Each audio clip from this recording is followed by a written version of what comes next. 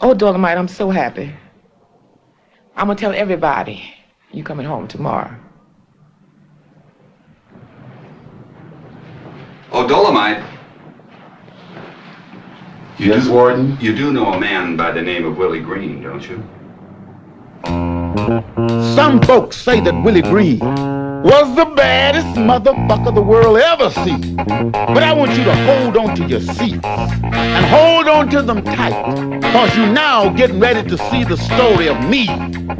Yes, me, the badass Dolomite. Oh, he's bad. The man is out of sight. He's a tough son of a gun, y'all. The man's name is Dolomite. Hey, hey, I heard of his coming even before his time. And I ain't lying. Listen, on the day that he was born, his pappy wore a sign saying Dolomite is here, and this bad little brother is mine. Hey, hey, hey, hey, Dolomite. Oh, man, you're out of sight.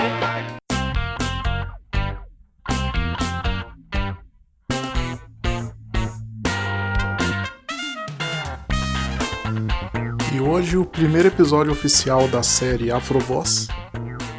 Era pra ter saído semana passada, na verdade, mas eu tava gripado, então minha garganta tava ruim, minha voz tava ruim, e eu tava passando mal pra caramba, então não tava conseguindo nem gravar mesmo. Inclusive, deve dar pra perceber que a minha voz ainda não tá a 100%, então já peço desculpas por isso. E hoje é o dia que eu dou uma destrinchada, ou ao menos falo da minha visão acerca do movimento Blaxploitation. Olá, meu nome é Pedro, essa aqui é a vida de um notívago comum.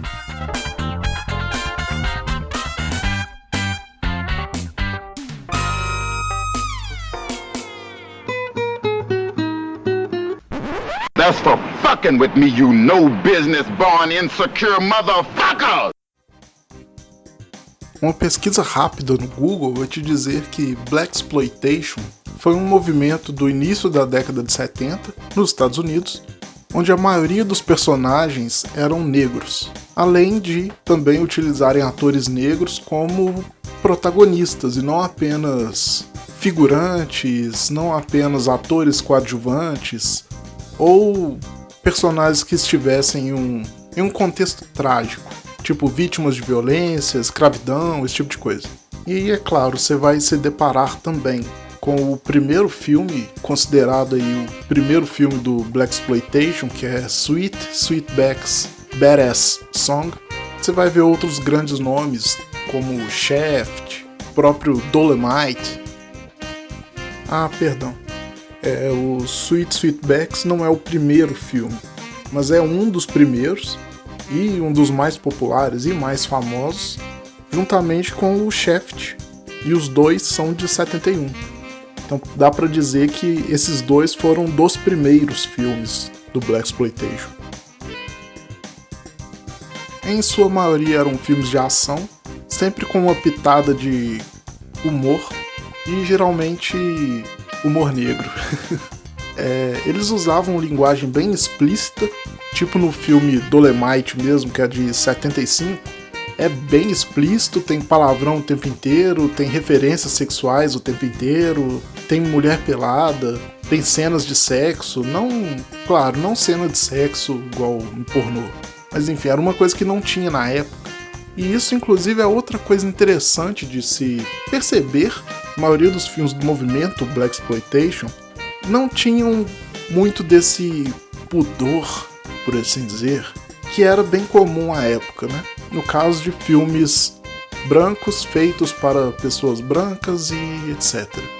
Família tradicional americana.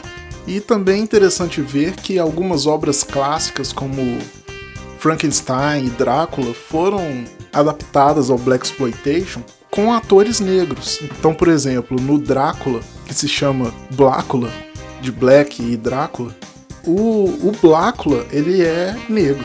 No Blackenstein, que é Black mais Frankenstein. O Blackenstein também é negro. E tem uns nomes muito famosos desses atores dessa época, como Fred Williamson, Jim Brown, Richard Roundtree. Tem também a Pam Grier, que é protagonista, olha aí, uma protagonista negra, de um filme chamado Coffee. Não é café. De 73. Um pouco depois o próprio Rudy Ray Moore, que é o Dolomite. E foi nessa época que esses atores despontaram como protagonistas também. Porque viu-se que eles não precisavam apenas fazer papéis trágicos, eles poderiam ser os protagonistas dos filmes.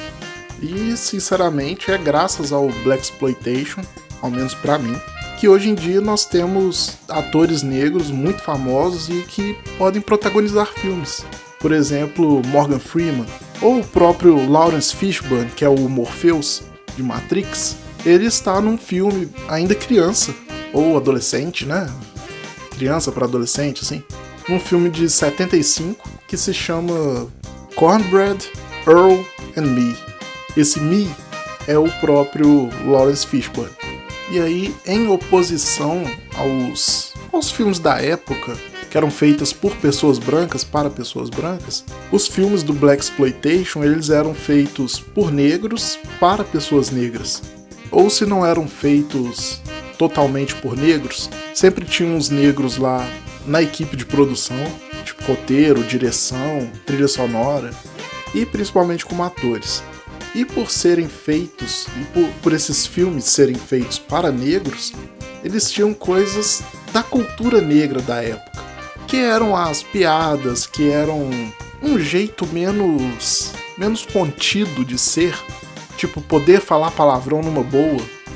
Então, se por exemplo no jazz e no blues os negros já protagonizavam, porque eram basicamente negros, né? Jazz, blues, soul, funk e mais atualmente rap. Nos cinemas foi o Blaxploitation que trouxe os negros ao protagonismo mesmo. Ou pelo menos é como eu tenho entendido as coisas que eu tenho lido, os filmes que eu tenho visto. Claro, à mesma época já tinham grandes nomes de pessoas negras que estavam fazendo algum tipo de arte midiática que não fosse música. Ou que fossem simplesmente pessoas importantes para o país. Tipo Martin Luther King, Malcolm X, Richard Pryor, que é um comediante. E eu tô falando na época, mas na época sim, né? Tanto Malcolm X quanto Luther King já tinham morrido na década de 60, né? Foram assassinados e tal. Só que as suas figuras e a sua importância, né, são conhecidos até hoje. Então, imagina, na década de 70, então, que estava bem mais fresquinho na comunidade negra lá, e na comunidade no geral, tinham muito mais impacto nas obras e no próprio modo de vida.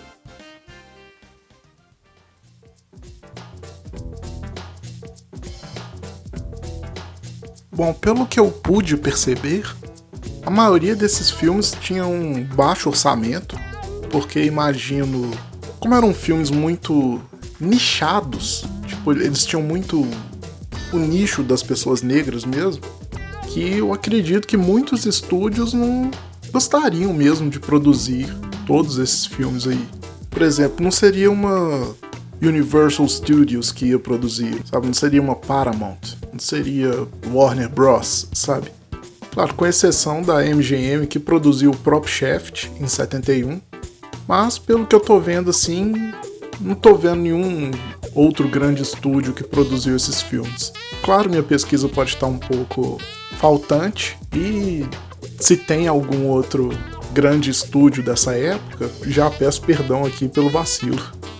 Mas essa informação eu não vou confirmar, não vou dizer que é realmente de baixo orçamento e tal. É só o que me parece. Pelos efeitos que, claro, era 1970, então não tinham efeitos especiais igual se tem hoje. Mas ainda assim, na época já tinham alguns efeitos melhores.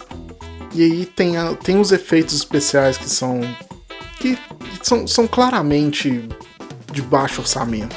Eu falei que eu não ia confirmar isso, mas eu tô aqui falando que claramente eram. Enfim, os efeitos especiais, os efeitos práticos, as próprias lutas, tiroteios, Tem um tiroteio no filme Dolemite, de 75, por exemplo, que o cara começa a pular antes mesmo do Dolemite começar a atirar. Que é nesse trecho aqui, ó. All right, hold it. Move, girls, come here. Come here, girls. I've been wanting to see me a honky dance. Dance, motherfucker, dance! Dance! E aí nesse segundo dance que o Dolemite tá falando, o cara já tava pulando. E aí depois que ele começa a atirar, e aí o cara ainda tá pulando e tal. Então, aí, esse tipo de efeitozinho que me faz pensar que não tinha uma grande produção por trás. E falando de Dolemite, eu lembro de ter indicado o filme Meu Nome é Dolemite, que tá lá na Netflix, que é com o Ed Murphy fazendo homenagem ao Rudy Ray Moore. E aí lá eles reproduzem várias das cenas que tem no filme original do Dolemite, de 75. Só que eles reproduzem do jeito deles, né? Tem uma produção melhor, porque, bom, século XXI, então a produção em si já é bem melhor. E é engraçadíssimo, velho. Daí eu fico imaginando que os bastidores do filme Dolemite devem ser maravilhosos também. Porque assim, eu falei que a produção não era lá grandes coisas, mas muito do filme é zoeira. Não é pra ser um filme totalmente sério. Então, acho que faz um pouco de sentido também ser, por exemplo, quando eu falei que o cara pula lá antes do Dolemite começar a atirar, talvez possa ser um pouco de piada também, zoando os filmes da época. E isso, inclusive, é uma marca da cultura negra, né, que eu vejo, assim, de ser zoeiro, de ser, sabe, de ser irônico, de zoar mesmo as coisas e fazer dessas coisas próprias dos negros. E claro, eu não tô falando da cultura negra no geral, né, eu tô falando do pouquinho que eu conheço, tô falando do pouquinho que eu vejo, do pouquinho que eu me insiro e consigo, sei lá, simpatizar. Mesmo porque eu sou negro, né? Então.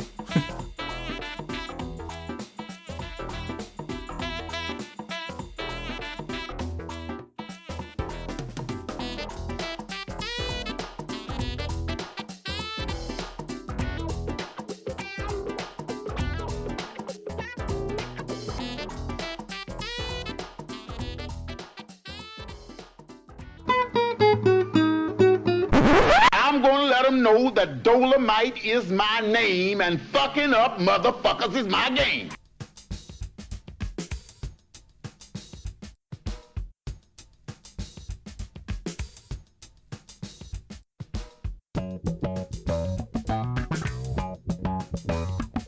Bom, então esse foi o primeiro Afrovoz de verdade.